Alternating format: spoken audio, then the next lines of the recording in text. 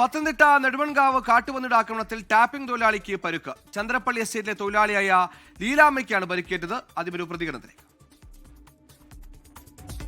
എവിടുന്നോ വന്നവിടെ പന്നിവെള്ളം ഏറിയ പന്നി വന്ന് മുറുമുറുത്തോണ്ട് വന്നപ്പോൾ ഞാൻ ഓർത്ത് പട്ടിയായിരിക്കുമല്ലോ എന്ന് പറഞ്ഞ് തിരിഞ്ഞു നോക്കിയ മുറുമുറുത്തോണ്ട് എനിക്ക് ഓടാനും രക്ഷപ്പെടാനും പറ്റാതായിപ്പോയി.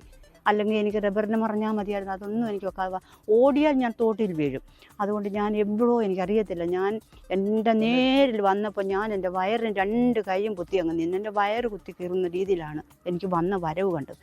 വയറിൻ്റെ ഒരു ഭാഗമായിട്ട് കൈയുടെ ഇടയ്ക്കാട്ട് കയറി ഇടിച്ച് എന്നെ തെള്ളി മറിച്ചിട്ടിട്ട് അത് എന്നിട്ട് മുറുമുറുപ്പിൻ്റെ നിന്നിട്ടില്ല. അത് ഒറ്റ ഓട്ടം.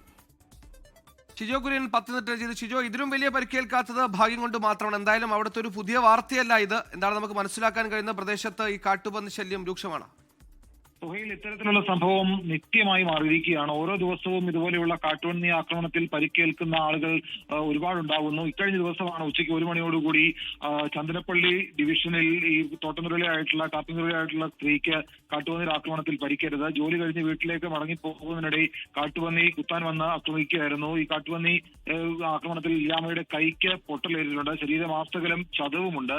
സ്വകാര്യ ആശുപത്രിയിൽ ചികിത്സ തേടി. എന്തായാലും മറ്റ് ഗുരുതരമായിട്ടുള്ള പരിക്കോ ജീവഹാനി ഒന്നും ഉണ്ടാകാതെ അത്ഭുതകരമായി തന്നെ രക്ഷപ്പെടുകയാണ്. നേരത്തെ സുഹൈൽ സൂചിപ്പിച്ചതുപോലെ തന്നെ വലിയ തരത്തിലുള്ള കാട്ടുപന്നി ശല്യമുള്ള മേഖല കൂടിയാണ്. നേരത്തെയും ഇരുചക്ര വാഹന യാത്രക്കാരടക്കം ഈ പ്രദേശങ്ങളിൽ കാട്ടുപന്നിയുടെ മുമ്പിൽ കുടുങ്ങുകയും അപകടത്തിൽപ്പെടുകയും ഒക്കെ ചെയ്തിട്ടുണ്ട്.